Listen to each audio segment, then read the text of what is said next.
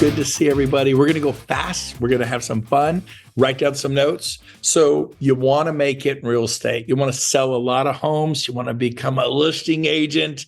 You got to list the last, or you want to be a buyer's agent. How do I do this? Well, there's kind of the phases of what you go through. The number one phase that you get into is excitement. You get your license. You're like, I'm going to kill it. I'm going to tear it up. And you start with excitement. Now, some people get in. I was with a guy today. His name was Chris. I was in downtown San Juan. He got off a cruise ship. He's in Shelly Johnson's business. He sold 38 homes his first year. Everybody just throw up. It's like, I did not sell 38 homes my first year. It's like that is a 1%er. That's a really rare thing. Most people are excited, and then they go to phase two. Write this down: bewilderment. Like, oh my gosh, how do you do this? Like, nobody's calling me to buy homes. No one's calling me to list homes. Like, you're kind of bewildered. Like, man, I got to figure this out. Then you get to number three. Number three is called frustration. You're frustrated. Like, this is harder than I thought. And I got to figure out how to lead generate because I have no clients. You know, I have one client, right? And he's kind of motivated. She's kind of motivated, but they're like, buy this year, buy next year, buy in 5 years. And they're all you got. You got your test tube client, you know, and test tube baby. So what you want to have is a funnel, baby. You want to have a funnel. And that means you got to master lead generation. Mm-hmm. That's the most important thing for you to make it real estate, commercial, luxury, residential, mass agent attraction, master lead generation. And that leads you to number four, desperation. And desperation, and I'm going to call that hunger. When you're desperate, you're hunger. Tony Robbins says your greatest asset is hunger. Are you hungry? Do you want this thing? And that is a really good place to be. Some people go to misery. They wallow in it. They're like, oh, woe be me this and woe be me that. I can't do this. My car's terrible. I don't have nice clothes. I'm not outgoing. And you're so focused on all the reasons why you can't make it. And so you got to go from that stage, four, where you're kind of desperation, you're hungry and you want it. Hopefully you're not miserable. If you're miserable right now, you're in trouble.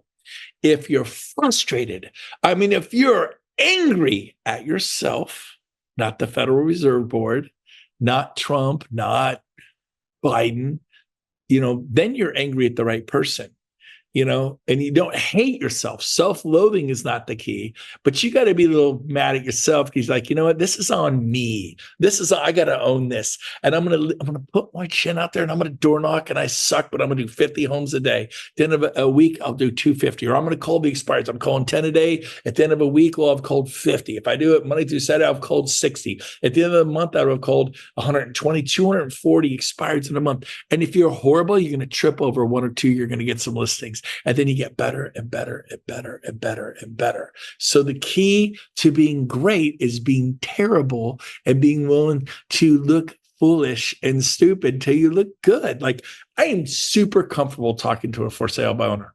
I'm super comfortable talking to expired. I am super comfortable doing open houses and connecting with people and just really bringing the conversation around. Why? Because I was horrible. I used to chase people to the car. They'd jump in, lock the doors, honey, and they'd burn rubber out of the court trying to get away from me. That actually happened. It happened the first open house I ever did. But I was hungry. I literally fall for the car. No, it's my car. Call me. I'll be like, hit it, baby. Oh, out of the parking lot they went.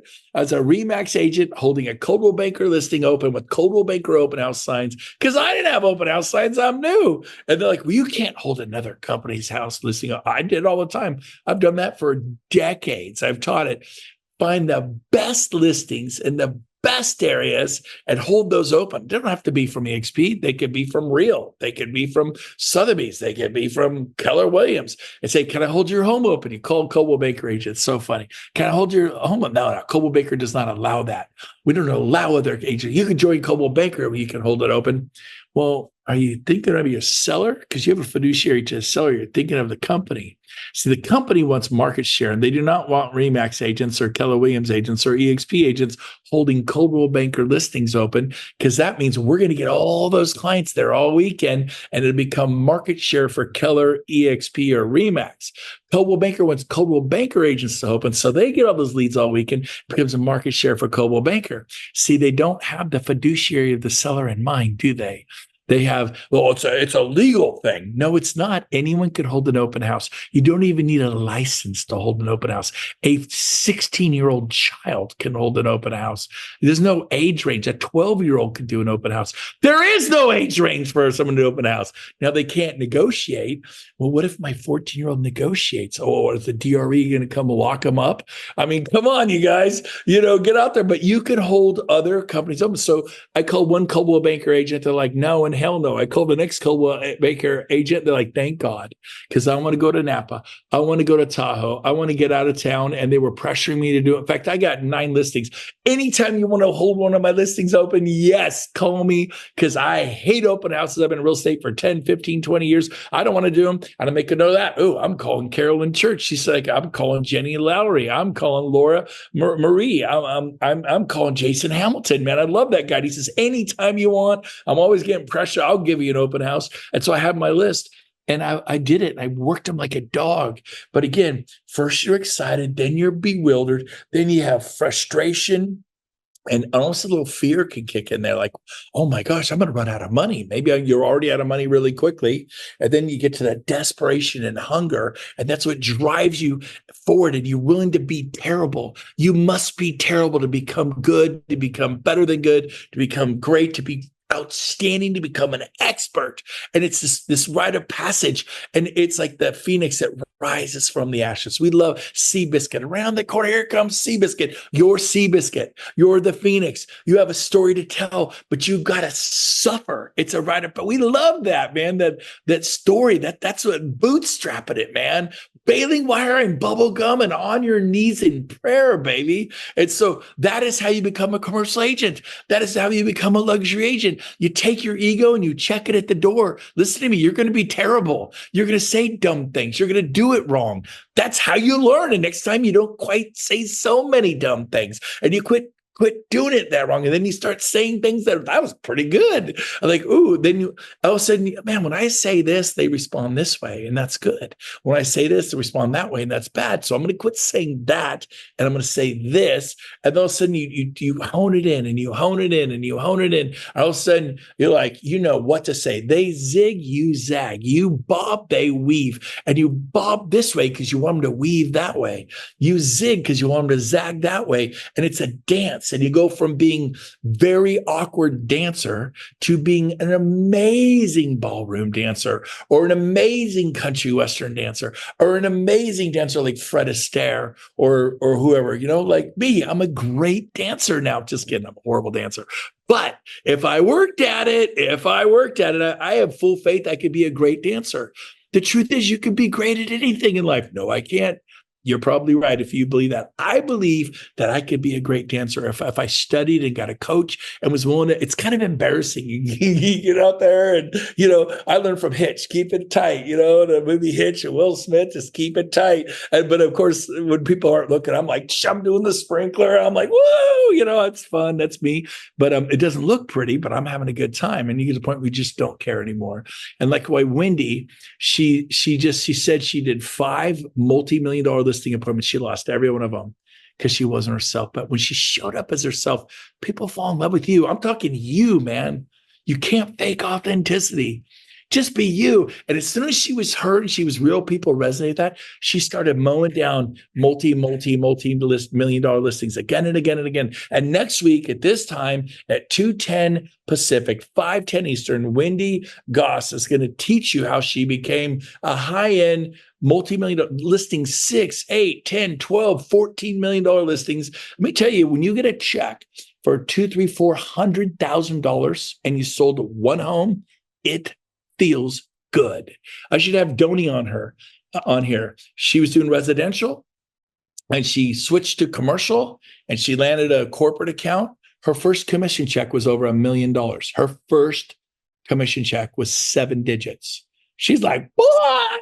And she's been in real estate 4 years. And if you've been doing this 10, 20, 30 years, I hope it ticks you off. Sweet little Doni, who's from China and took the real estate exam, not once, not twice, not 3 times, not 4 times, not 5 times, not 6 times, 7 times. She passed the 7th time. I promise you, if I went to China and took their real estate exam, which they don't have one, but if they did, I'd probably take it 50 times. Like, I don't speak Mandarin Chinese. I don't know the dialect. I don't know if I'd ever pass their test. I admire and respect her. And she drove 5.5 hours the 7th time, 11 hours round trip, and she finally passed it. It's called determination. It's called grit. It's called hunger. And she was scared. She said, I was scared back then. Some of you just are too comfortable. And then the 6th stage, I kind of hit on it, was going through the struggle, man. Or the 5th stage, because they come on in desperation and hunger. So it's the 5th stage is struggle, embracing the struggle. I mean, wipe the sweat off your head. Wipe the blood off your lips, because you're going to get punched in the face. You wipe the blood off your lips and you go, you know what? Wasn't that bad. And then it gets better and better too. You're like, man, I figured it out. Why? Because you fought the fight, baby. You fought the fight. And then that gets to stage number 6, is where you're having fun and you're loving people and you're serving your buyers and sellers at the highest possible level. And you have a fiduciary to your client and you're doing the right things for people. If it means giving up your entire commission check, you do the right thing. So I hope today's Mastering Sales worked for you. I hope you got something out of this. All these videos are posted on the Brent Gove YouTube channel. Feel free to watch them again. If you haven't seen my talk on momentum, it was a podcast I did last week. I rocked it. It was Eric says the best one I've ever done in my life, and he's done like 100 with me. So we posted on brentgove.com. It's right there next to Cabo. It says Brent Gove Momentum. The talk was, I think, 13 minutes long. He said, you were just on fire, dude. And so we put it on channels. It's on my YouTube channel, but there's a podcast that we actually have posted on brentgove.com. If you want to see it, he says it'll give a pep to your step and it'll be helpful. Anyways, that's it for now. Love you guys. We'll see you next week. Same time, same place. Happy Thanksgiving. Merry Christmas. Happy holidays. Every politically incorrect thing I could say. I just want to say one thing. I love you all, and be good, and God bless you, and go do something awesome. Go change lives. We'll see you guys. Bye for now.